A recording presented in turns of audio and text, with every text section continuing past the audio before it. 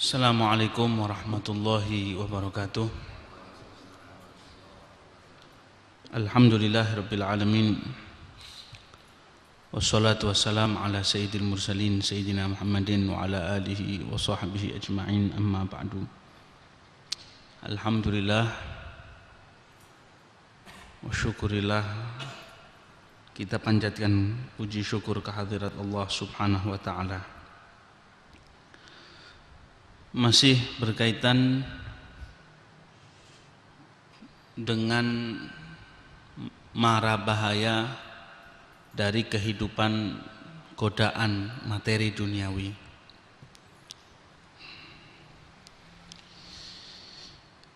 Wa qila li ba'd az-zuhad kaifa ra'aita ad-dunya tukhliqul abdan wa tujaddidul amal wa tuqarribul maniyah wa tub'idul umniyah. Qila fama halu ahliha, qala man dhafara biha ta'iba wa man fatathu nasaba. Salah seorang yang hidupnya zuhud pernah ditanya, bagaimana menurutmu kehidupan godaan duniawi ini, bagaimana kehidupanmu? Dilihat, katanya beliau, tukhliqul abdan. Kehidupan duniawi ini membuat badan semakin rapuh, memperbaharui angan-angan semakin tinggi, lebih mendekatkan kita pada kematian, sebab semakin hari bertambah berarti semakin dekat dengan kematian. Bahkan lebih menjauhkan kita dari cita-cita sebenarnya. Lalu bagaimana keadaan penduduknya? Dikatakan yang berhasil mendapatkan kekayaannya itu dia akan capek. Kalau kehilangan tidak bisa mengejar materi duniawi, kehidupannya akan merasakan sengsara. Itulah kehidupan yang ada di dalam materi duniawi. Walillahi darru man yaqul, betapa indahnya gubahan syair seorang yang mengatakan, arad dunya liman hiya fi yadaihi adzaban kullama kathurat alaihi tuhinul mukrimin laha bisughrin wa tukrimu kullaman hanat alaihi idza staghnait an syai'in fada'hu wa khudh ma anta muhtajun ilaihi. Aku lihat dunia ini, harta ataupun kesenangan ataupun kedudukan, hanya diperuntukkan bagi orang yang punya kesengsaraan di tangannya. Semakin banyak semakin sengsara, semakin terpojok, semakin tertekan. Orang yang asalnya mulia, gara-gara terlalu berkecimpung dengan mengejar-ngejar duniawi yang tidak ada ujungnya ini, dia akan menjadi hina dina. Bahkan dia akan nampak kecil sekali. Bahkan bisa memuliakan siapa saja yang tidak terlalu mempedulikannya. Karena itu, kalau sesuatu yang gak kamu perlukan, sudah tinggalkan. Sedangkan yang kamu perlukan, maka ambillah. Biarlah hidup Anda ini mengalir dengan nikmat, dengan enak, tidak terikat, tidak terkunci oleh apapun. Sehingga dengan demikian inilah Anda akan tetap mulia dan akan senantiasa berharga. Simbolik yang selalu dipakai kadang seseorang itu mengatakan, sesuap nasi kalau mau kita kejar tidak akan habis waktu umur kita.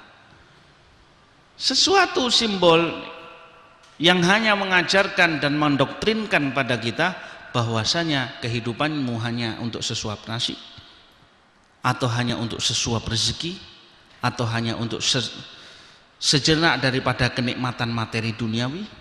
Laisa hadzal haya, bukan ini kehidupan itu. Lalu bagaimana kehidupan yang sebenarnya itu?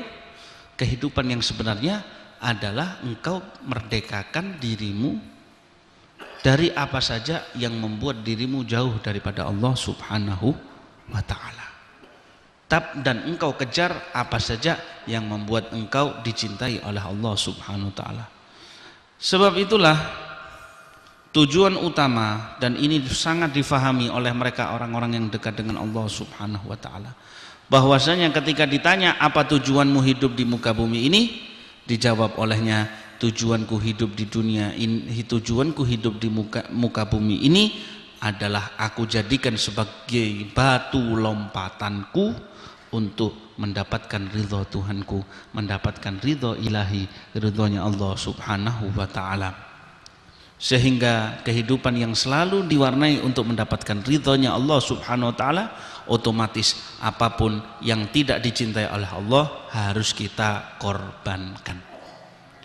Ketika Rasulullah sallallahu alaihi wasallam beliau ditanya dalam riwayat Dailami, apa ibadah yang paling baik, afdalul fadhail? Dijawab oleh Habibuna Muhammad sallallahu alaihi wasallam, afdalul fadhaili antasila man qata'ak. Kamu sambung orang yang putus silaturahmi sama kamu. Berat. Laisal wasil bil mukafi. Bukan dibilang orang yang benar-benar silaturahmi itu hanya balas si orang lain, enggak. Tapi ketika seseorang tidak mempedulikan kita, kita peduli kepadanya. Hadza huwal mu'min. Ini mukmin yang benar, ini mukmin yang hakika, ini mukmin yang sebenarnya. Makanya dikasih 3 hal oleh Rasul sallallahu alaihi wasallam. 3 hal ini adalah sebenarnya inti dari segenap segala macam bentuk kegiatan sosial atau kegiatan-kegiatan yang sangat baik, kegiatan-kegiatan yang menunjukkan moral kita. Dibilang afdhalul fadhaili salasatun, itu tadi. Yang pertama adalah antasilaman qata'ak. Kamu tetap nyambung, tetap marani, tetap nyantuni, tetap memberi orang yang putus silaturahmi sama kamu. Berat, wah khalas. Sebab yang dihantam itu ego, yang dihantam itu adalah apa namanya, kesombongan kita, ya kan? Kesombongan kita, rasa diri kita yang merasa sangat berharga dan lain sebagainya. Yang kedua, ta'fu amman dhalamak. Kamu memaafkan siapapun yang menzalimi kamu. Ya.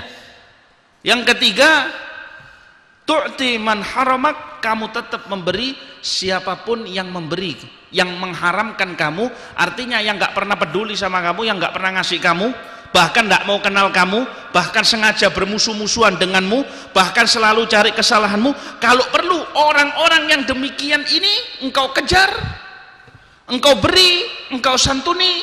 Walakal ajrul akbar indallah subhanahu wa ta'ala. Pahalamu lebih besar di sisi Allah daripada menghadapi orang yang orang yang tunduk-tunduk, yang sangat sayang kepadamu, orang yang kamu berikan, kamu suplai kepada orang yang gak senang denganmu, kamu berikan ini. Sebab di situ laisa indaka hadzun minan nafs. Di situ engkau tidak merasa ada kemaslahatan, engkau tidak merasa ada keberuntungan daripada jiwamu. Engkau sekedar memberi, mau nggak mau, sebab orang ini jelas dia memusuhi kamu, mau nggak mau ketika kamu berikan adalah li ajlillah, karena Allah subhanahu wa ta'ala.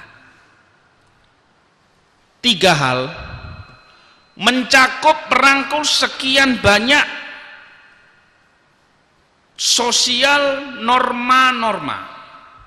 Dan itu semuanya terkumpul di dalam satu hadisnya Rasulullah sallallahu alaihi wasallam, al-jami' al-mani'. Hadisnya Rasul sallallahu alaihi wasallam yang singkat, yang padat, yang mana kalau kita kupas habis-habisan tidak akan ada henti-hentinya. Al-yadul ulya khairun min yadis sufla. Tangan di atas lebih bagus daripada tangan di bawah. Terkadang orang tidak ngemis dengan tangannya, ngemis dengan perasaannya, ngemis dengan syahwatnya, ngemis dengan keangkuhannya, ngemis dengan kesombongannya, ngemis dan ngemis. Tapi kalau ibda binafsika, mulai dari dirimu sendiri dengan memulai kebaikan, itu sulit sekali. Makanya tangan di atas kamu beri kepada orang lain, korban.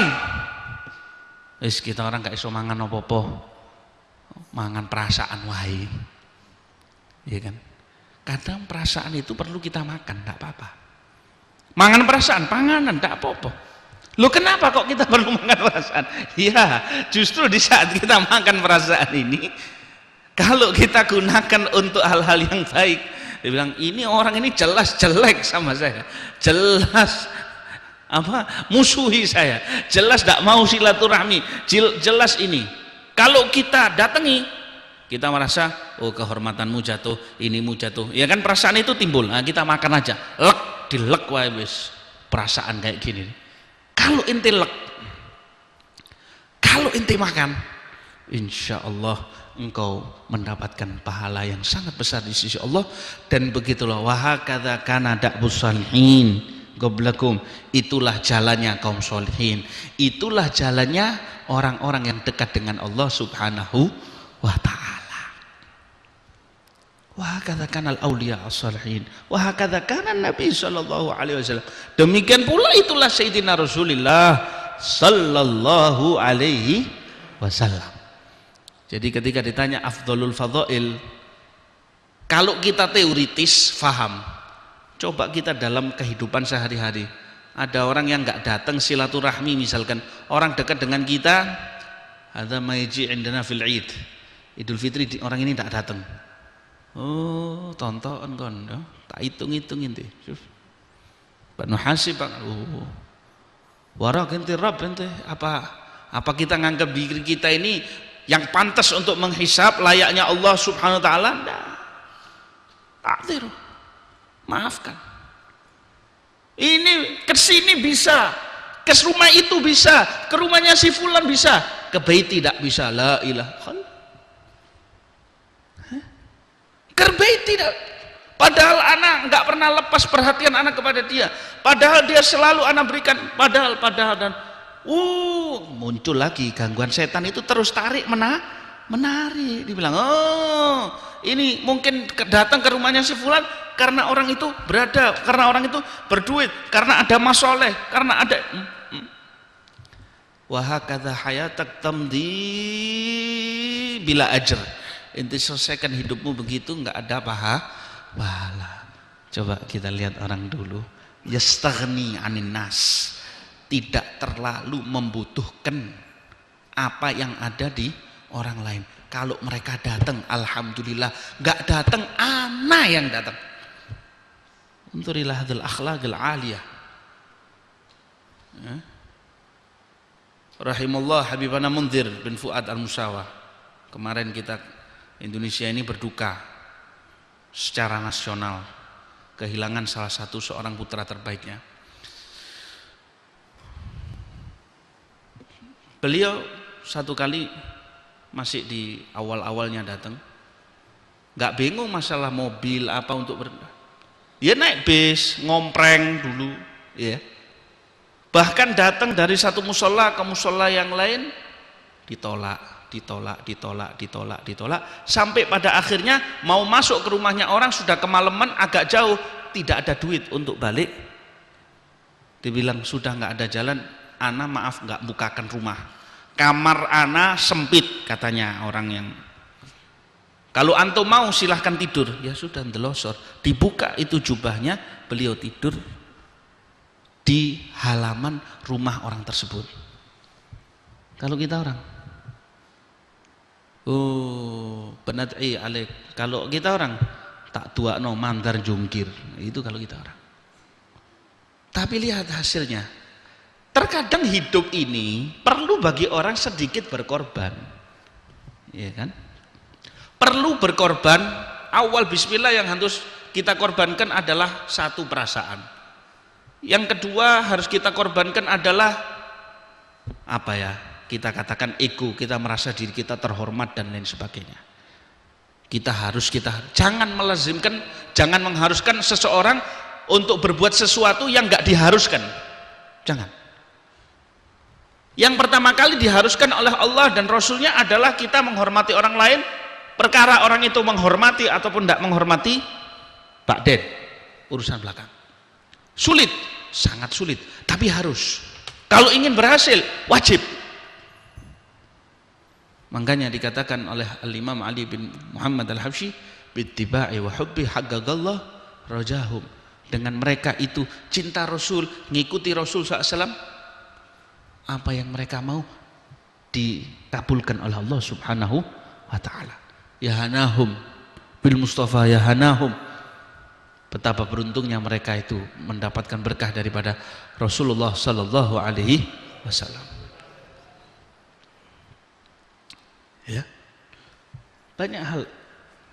Karena Nabi sallallahu alaihi wasallam dahulu Habibuna Muhammad SAW di dalam setiap kehidupannya, segala aspek yang beliau lakukan adalah lebih banyak berkorbannya daripada apa yang beliau dapat. Terkadang Sayyidina Rasulullah Sallallahu Alaihi Wasallam rela membagikan apa yang beliau miliki hingga tidak tersisa apapun di dalam rumahnya. Yang lain boleh makan, urusan beliau nggak makan belakangan. Yang lain nggak boleh capek, urusan beliau yang capek itu belakangan. Yang penting beliau betul-betul yakhdumul ummah, berkhidmah kepada umat ini. Antasila man qata'ak. Kita tanya diri kita, bisa ndak kita ini silaturahmi kepada orang yang putus sama kita? Kadang ada orang sudah nyambung silaturahminya baik, cuman salah satu daripada setahun 2 tahun pernah nggak datang, kita bilang oh iya, orang itu ketika datang alhamdulillah ente sekarang rajin silaturahmi, ya kan? Alhamdulillah ente sekarang rajin, ente datang ke sini, masya Allah, jazakumullah khair. Ya meskipun ente berapa tahun yang lalu pernah 2 kali ente luput, 2 id ente luput tak datang. Tidak usah dieling-eling. La tadzakkar masawil khalq. Jangan kita ingat kejelekan orang, ingat mahasin Ingat kebaikan orang itu. Itu yang pertama. Yang kedua, ta'fu amman zalamak. Maafkan orang yang menzalimi. Macam-macam. Sebab kita lebih menginginkan untuk dimaafkan kalau kita yang bersalah. Zalimnya kita kepada orang itu lebih banyak. Al-lisan, ketika kita ngomong, ya kan? Perbuatan, macam-macam, banyak. Kita teringat salah seorang ulama. Suatu kali abah dari Al-Habib Salim, namanya Habib Abdullah bin Umar Syatiri, ketika itu beliau lagi berada di kamar mandi. Waktu di luarnya itu ada seorang murid. Biasanya beliau masuk di kamar mandi itu, biasanya ada kamar mandi sendiri. Tapi saat itu beliau di kamar mandi itu, beliau berwudu, kemudian beliau keluar. Ketika di kamar mandi itu terasa agak lama, ya. Ini ada murid rupanya baru datang, terus dia gedor-gedor pintunya sampai ditendang-tendang pintu itu. Kemudian orang ini mengeluarkan kata-kata kotor, misu-misu. Yang di kamar mandi ini fa'lak wa tarkak wa ini, habis. Siapa ini? Sudah mau marah. Dibuka, ternyata sang guru mulia Al-Habib Abdullah bin Umar Syatiri. Dia bilang, ya Allah, bagaimana ini? Dia bilang, wallah ya waladi al-afu, ana yang mohon maaf. Ini kamar mandi ini mestinya gilirannya ente, mestinya jatahnya ente, tapi ana yang ngambil haknya ente, wallah al-afu. Tidak pantas orang kayak anak Abdullah bin Umar Syatiri, ya, untuk ngambil anuannya ente ini. Subhanallah. Lihat. Unturillah hadil akhlaqil ali. Wa bihadza yuzkar. Dengan inilah mereka disebut. Dengan inilah mereka dikenang. Banyak hal. Ya, banyak hal. Sehingga ketika Imam Al-Haddad datang kepada Al-Imam Umar bin Abdurrahman Al-Attas, ditanya, "Madza wajadta fi hadzal imam?" Apa yang kau lihat, yang kau dapatkan dari beliau? "Wajadtu qalban hayyan wa nafsan mayyitah." ana dapatkan hati yang hidup, berzikir kepada Allah subhanahu wa ta'ala, malu kepada Allah, nangis kepada Allah subhanahu wa ta'ala, dan jiwa hawa nafsu yang mati. Kenapa model beliau ini ya, seperti yang pernah kita ceritakan dulu, ada murid-muridnya datang, beliau meninggal seorang anaknya masih kecil, ada murid-muridnya mau datang itu mau takziah. Kalau Banu Azil Habib kita mau takziah kepada beliau ini, di tengah jalan ada satu orang Badui, dia bilang gini, si Badui ini juga habis kehilangan, bukan ditinggal mati anaknya, tapi hewan peliharaan kesayangannya, himarnya baru mati. Ditanya, ente orang mau kemana? Wah, mau kita ini mau datang, murid ini mengucapkan dengan penuh takzim kepada sang guru, kita ini mau datang ke tempatnya Al-Imam Umar bin Abdurrahman Attas untuk takziah anaknya. Ada apa ente jauh-jauh? Orangnya tidak kenal. Beliau ini kafiful basar, kan buta. Madza turid min hadzal a'ma? Apa yang ente mau dari orang buta itu? Ada apa ente mau takziahi anaknya? Enggak usah, ente asal takziah. Apa ente tidak mau takziah sama anak? Lu ada apa? Apa yang mati? Anak barusan kehilangan. Ada yang mati. Siapa? Anakmu, keluarga? Enggak, bukan. Anak punya himar mati. La ilaha illallah. Otomatis ini melunjak, emosi, marah. Dia bilang, dasar apakah kamu ingin menyamakan himar dengan anaknya guru saya? Kamu nggak tahu diri. Wah, akhirnya gontok-gontokan, marah-marahan, tidak selesai ditinggal sama mereka. Sampai datang ke tempatnya Habib Umar bin Abdurrahman Attas ini, datang ke tempat beliau. Lihat tamunya ini kok murem. Gololeh, kenapa kalian kok murem? Dibilang, ini ya Syekh, ini tadi kita dapat kejadian ini. Masa anaknya antum disamakan dengan Atan, dengan himarnya dia? Dibilang, oh kasihan ya orang itu ya. Ini jawabannya beliau. Innalillahi wa inna ilaihi raji'un. Allah miskin. Sudah, ente orang datang ke sini, ana ucapkan jazakumullah khairul jaza. Mereka bawa kopi, kebetulan bubuknya kopi dibawa. Syuf, kopi yang ente bawa ke ana terima, jazakumullah khair.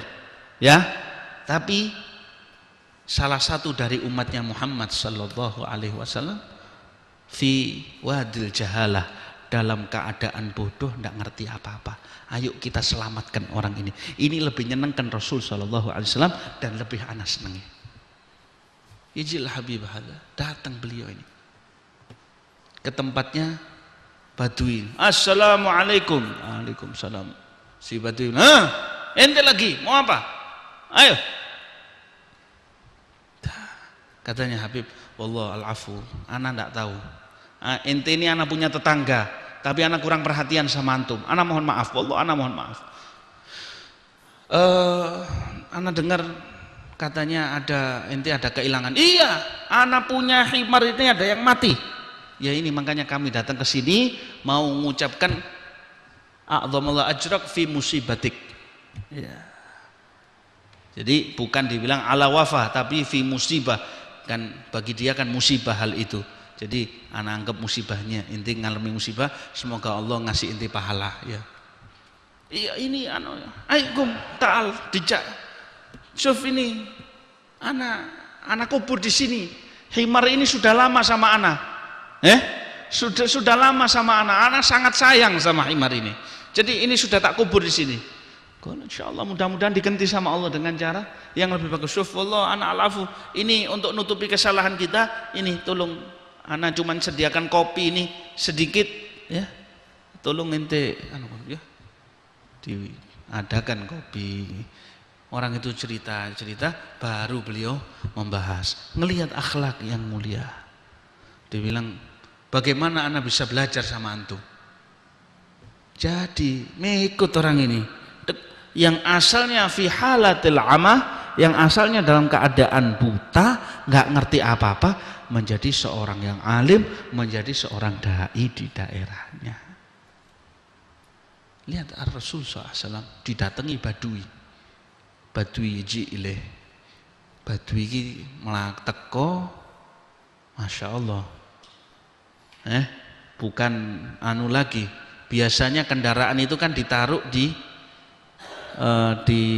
diikatkan di luar.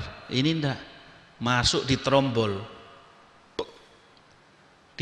masjidnya Rasul SAW.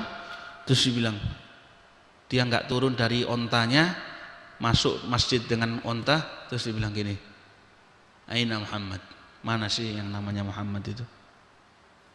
Karena orang biasanya Aina Rasulullah, kan begitu, Aina Muhammad. Sahabat bilang, ini orang sudah tak benar ini. Wah, katanya Rasulullah, Ana Muhammad. Oh ente, iya. Apakah kamu yang nyuruh orang untuk sholat? Nah, apakah kamu yang mengharamkan orang untuk berzina, mengharamkan orang untuk mencuri? Apakah kamu yang nyuruh orang untuk berbuat baik kepada orang lain dan lain sebagainya? Dia bilang, nah, tayyib. Ya sudah. Wassalamualaikum. Boleh. Oke. Besok satu dusun datang semua. Al-Qaryah bi akmaliha, satu desa semua datang. Dia bilang, ya Muhammad, kami satu desa sudah melihat akhlakmu. Ini kebetulan kepala sukunya. Ya, kami sudah datang dan kami mengucapkan la ilaha illallah Muhammad Rasulullah. Makanya sekarang ini basyiru wala tunaffiru. Jangan wong-wong itu lebih bagus dirangkul, kasih kabar gembira, jangan dibuatlah lari. Tapi di saat ada perkara urusan agama yang dilecehkan, kita nggak boleh leyeh-leyeh, harus tegas. Rasul sallallahu alaihi wasallam, idza dhuyyi'a haqqullah lam yakum ahadun bi ghadabi. Tidak ada orang yang bisa ngelawan, menghentikan kemarahan Rasul sallallahu alaihi wasallam. Kalau berkaitan dengan pribadinya, dirinya, diterima masih oleh Rasul. Tapi kalau untuk urusan agama, enggak sama sekali. Tidak ada. Ini. Makanya mereka yang menegakkan hal ini, Allah kasih kewibawaan. Bahkan musuh-musuhnya takut. Rasul sallallahu alaihi wasallam mengabarkan kepada kita tentang keadaan akhir zaman. Di antaranya nuzi'at haibatuhum anil a'da, dicabut kewibawaan umat Islam ini dari musuh-musuhnya, sehingga umat Islam ini gampang dimusuhi. Nyawa paling rohis zaman sekarang untuk ditumpahkan bagi musuh-musuh Islam adalah agama Islam. Ente lihat, ratusan mukmin habis, seolah-olah tidak pernah ada yang menyuarakan, tidak pernah ada yang komplain, gak pernah ada yang apa-apa sama sekali. Ya dibunuh, ya dihancurkan, ya diinikan, ya diitukan. Nuzi'at haibatul Islam, sudah terangkat haibah kewibawaan Islam. Apa katanya Rasul SAW? Tidak dikembalikan hatta yarji'u ila dinihim, sampai mereka kembali mengagungkan agamanya. Walillahil izzatu wali rasulihi walil mu'minin. Makanya katanya Sayyidina Umar bin Khattab radhiyallahu anhu, ini nahnu qaumun a'azzanallah bil Islam. Kita ini mulianya di sisi Allah, dimuliakan oleh Allah karena Islam. Ini btaghainal izzata bi ghairil Islam adzallanallah. Kalau kita cari kemuliaan di luar Islam, nyuntuh yang bukan agama Islam, nyuntuh dari ajaran kebudayaan apa saja yang di luar Islam, adzallanallah, kita akan dihinakan oleh Allah Subhanahu wa ta'ala. wa kullu mutakabbirin fil ardi wa kullu mutakabbirin ala dhahril ardi haqqan 'ala Allah haqqan 'ala rabbis sama'i wal ardi haqqan 'ala khaliqil ardi was sama' an yudhillah. Siapapun yang sombong di muka bumi ini merasa menantang Allah Subhanahu wa taala, suatu saat akan datang tiba waktunya oleh pemilik langit dan bumi, oleh Sang Maharaja yaitu Allah Subhanahu wa taala, dia pasti akan dihinakan oleh Allah Subhanahu wa taala. Sya'a am aba, mau ataupun tidak mau, pasti. Kalau tidak di dalam hidup duniawinya, pasti nanti di dalam kehidupan akhiratnya akan hancur. Qami'ahullah, dihancurkan oleh Allah Subhanahu wa taala. Lalu kita sebagai umatnya Muhammad sallallahu alaihi wasallam yang menghadapi segala macam kehidupan model apa saja, akhlaqur Rasulullah sallallahu alaihi wasallam. Idza ghaba anna akhlaqun nabi, kalau kita sudah kehilangan akhlaknya Rasul sallallahu alaihi wasallam, tidak ada pada diri kita, lalu kita mau dibilang umatnya siapa? Orang itu mengatakan ente umatnya Rasul SAW. Misalkan ini orang ini, kalau misalkan katakanlah dari satu permainan sepak bola misalkan, oh ini dari klub ini misalkan, otomatis yang dipakai baju klubnya itu, iya kan? Ciri khasnya klub, ikonnya klub, dia bangga. Ya, ini akhir zaman nih. Ya, orang kadang lebih bangga dengan ikonnya klub, ya, lebih bangga dengan klub sepak bola dan lain sebagainya, habis-habisan. Tidak apa-apa, itu hanya sekedar kita lihat saja, ya. Tapi masa kita kecemburuan kita kepada satu klub mengalahkan kecemburuan kita kepada Muhammad sallallahu alaihi wasallam. Sampai ada seorang ulama, satu kali dia pernah mengisi di satu acara, dia mengatakan kalau mukmin itu tidak merasakan maknawi kehadiran Sang Rasul, berarti hatinya orang itu tertutup. Malam harinya dia bermimpi, ditegur oleh Habibuna Muhammad sallallahu alaihi wasallam. Dia bilang, ente jangan katakan gitu. Ente bilang anna Rasul, anna Muhammad yuhibbuhum, anna Muhammad yarhamhum, anna Muhammad yashtaq ilaihim.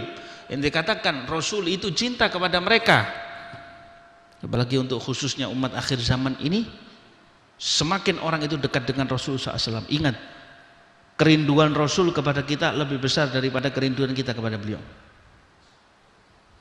Cintanya Rasul kepada kita lebih besar daripada cinta kita kepada beliau. Rahmatnya Rasul SAW kepada kita lebih besar daripada rahmatnya kita atau kasih sayangnya kita kepada Habibuna Muhammad sallallahu alaihi wasallam. Tinggal kita masuk, kita ikuti. Coba lihat orang-orang dulu. Rabbi ballighli amali bijahi kamahum. Ya Rabb, berkat Rasul SAW, sampaikan aku kepada posisi ketinggian derajat kedekatan kepadamu ya Allah seperti mereka orang-orang yang dekat denganmu. Sebab tanpa mahabbah, tanpa cinta, mukmin ini limbung. Dia nggak akan kenal. Semua a'immah, para imam-imam, ya, para imam-imam terdahulu, baik yang ahli qiraah, yang ahli Al-Quran, qiraatul ashr, yang kita sebagian membanggakan, saya dapat sanad qiraatul Quran, bacaan Al-Quran 10, anak dapat sanad Bukhari dan lain sebagainya.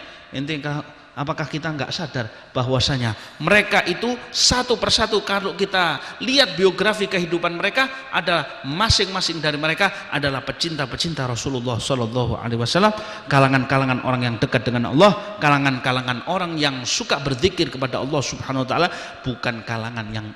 bukannya kalangan yang suka nyacat. Islam ini sudah dari mana-mana dianggap jelek, sudah dianggap cacat. Dan selalu dicari, jangan sampai kita yang berada di dalam Islamnya kita hancurkan diri kita. Begitu ada satu gerakan seseorang termotivasi untuk cinta Allah, cinta Rasulullah Sallallahu Alaihi Wasallam, dia peduli dengan umatnya Muhammad Sallallahu Alaihi Wasallam, bukan dengan cara-cara yang berlebihan, enggak, tapi dengan cara yang bisa dia lakukan, dengan akhlaknya, dengan kebaikannya, dengan jasanya, dengan uangnya, dengan apa saja yang bisa dia lakukan. Kepedulian kepada umat Muhammad sallallahu alaihi wasallam ini mengundang kepeduliannya Rasulullah sallallahu alaihi wasallam.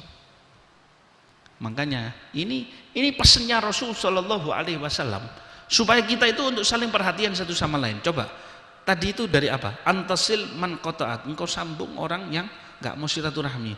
Yang kedua, ta'fu amman dzalamak, maafkan orang yang menzalimi kamu. Yang ketiga, antuk timan haramak, engkau tetap memberi orang yang enggak pernah ngasih kamu, bahkan enggak mau ngasih kamu.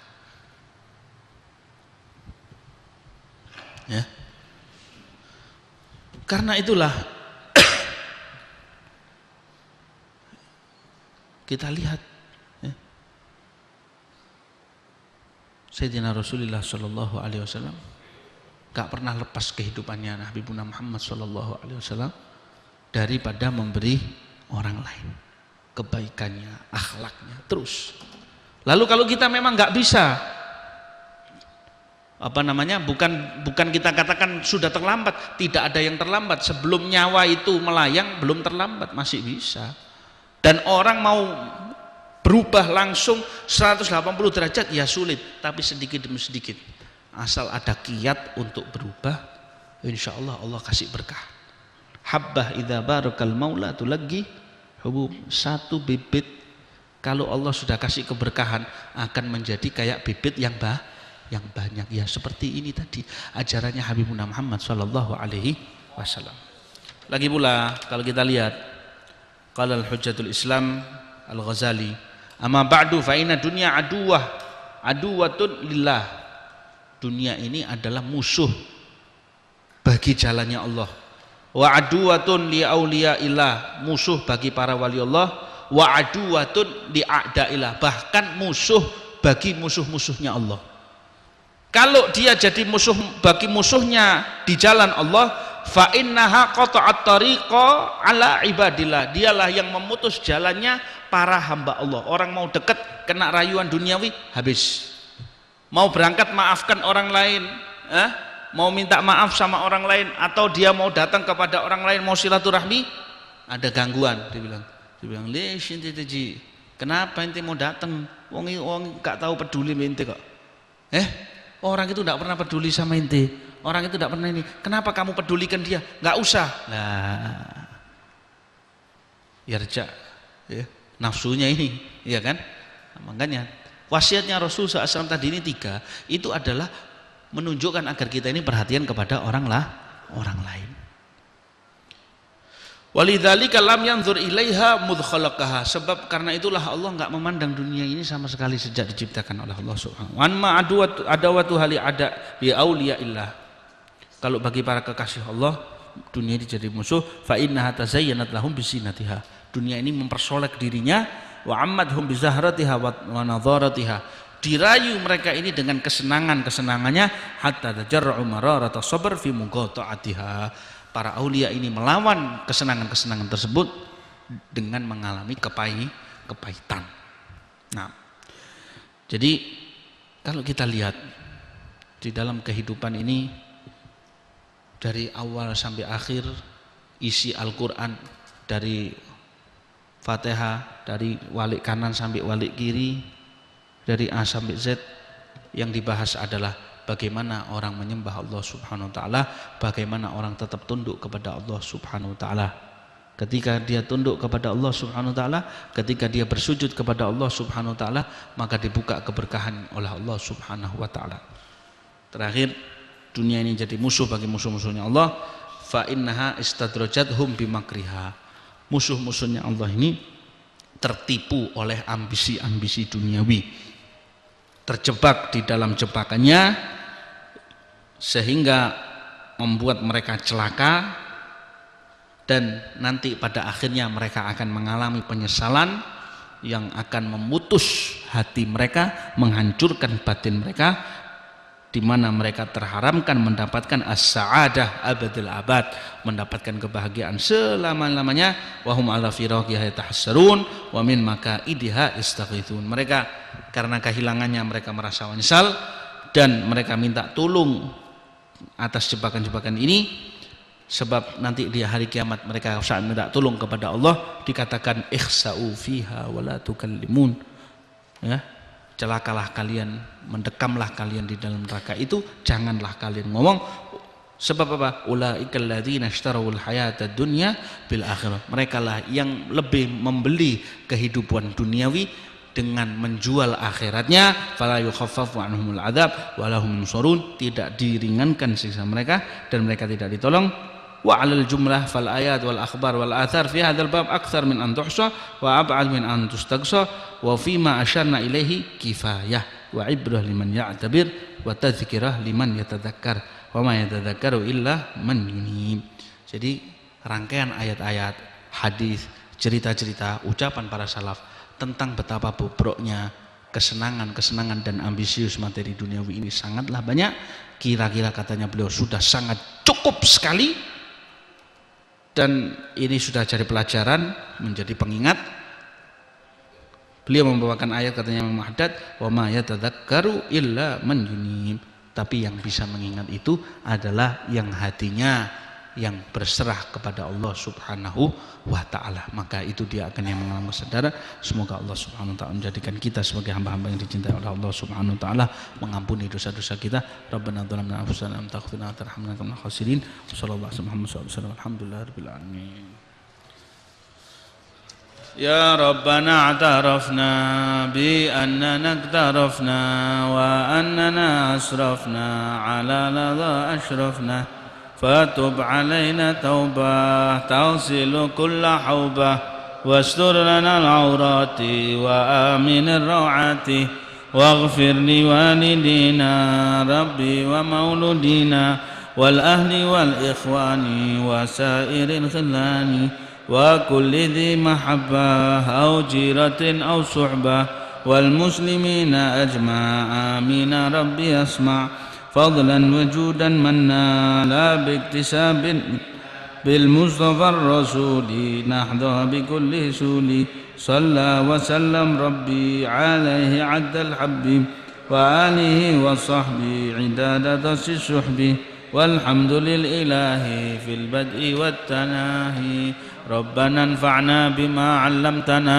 رب علمنا الذي ينفعنا رب فقهنا وفقه أهلنا وقرابات لنا في ديننا مع أهل القدر أنثى وذكر ربي وفقنا ووفقهم لما ترتدي قولا وفعلا كرما وارزق الكل حلالا دائما وأخلا أتقياء علما نحظى بالخير ونكفى كل شر ربنا أصلح لنا كل الشؤون وأقر بالرضا منك العيون واقضي عنا ربنا كل الديون قبل أن تأتينا رسل المنون واغفر واستر أنت أكرم من ستر وصلاة الله تغشى المصطفى من إلى الحق دعانا والوفاء بكتاب فيه للناس الشفاء وعلى الآل الكرام الشرفاء وعلى صحب المصابيح الغرر اللهم اهدنا بهداك واجعلنا ممن يسارع في رضاك ولا تولنا وليا سواك ولا تجعلنا ممن خالف أمرك وعصاك